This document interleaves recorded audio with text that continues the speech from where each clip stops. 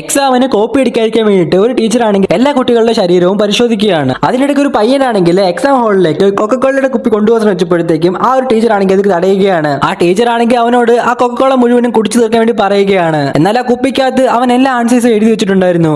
അങ്ങനെ എക്സാം തുടങ്ങുന്നതിന് മുമ്പായിട്ട് തന്നെ ആ ടീച്ചർ ആണെങ്കിൽ എല്ലാ കുട്ടികളുടെ കയ്യിൽ നിന്നും കോപ്പി കാര്യങ്ങളൊക്കെ പിടിച്ചു വെച്ചിരിക്കുകയാണ്. എന്നാൽ 2 ദിവസത്തിന് മുമ്പ് ആ ടീച്ചർ ആണെങ്കിൽ ആ സ്കൂളിലെ പ്രിൻസിപ്പലിനോട് ഇനി നടക്കാൻ പോകുന്ന എക്സാമിന് ഏതെങ്കിലും ഒരു കുട്ടി കോപ്പി അടിച്ചു കഴിഞ്ഞാൽ താൻ 100 റൗണ്ട് ഓടുമെന്ന് ഒരു ബെറ്റ് വെച്ചിട്ടുണ്ടായിരുന്നു. അങ്ങനെ എക്സാം തുടങ്ങാൻ പോവുകയാണ്. ആ സമയത്ത് തന്നെ ടീച്ചർ ആണെങ്കിൽ ക്ലാസ്സിൽ ഒരു വലിയ ജാമർ വെച്ചിട്ട് കോപ്പി അടിക്കാൻ നിൽക്കുന്ന കുട്ടികളെല്ലാം തന്നെ നിരാശരാക്കുകയാണ്. അങ്ങനെ അവരുടെ ആദ്യത്തെ എക്സാം കഴിഞ്ഞിട്ട് ആ കുട്ടികളെല്ലാം കൂടി ചേർന്നിട്ട് അവരുടെ പുതിയൊരു പ്ലാൻ കണ്ടെത്തുകയാണ്. പിറ്റേ ദിവസം അവരിൽ ഏറ്റവും പഠിക്കുന്ന കുട്ടിയാണെങ്കിൽ അവളുടെ എക്സാം പെട്ടെന്ന് തന്നെ എഴുതി തീർത്തിട്ട് അവളാണെങ്കിൽ പുറത്തേക്ക് വന്നിട്ട് അവളുടെ ഫോൺ വഴി ആൻസേഴ്സ് എല്ലാം തന്നെ മറ്റു കുട്ടികൾക്ക് അയച്ചു കൊടുക്കുകയാണ്. എന്നാൽ ഇതാണെങ്കിൽ ആ ടീച്ചർ പുറകെ നിന്ന് കാണുന്നുണ്ടായിരുന്നു.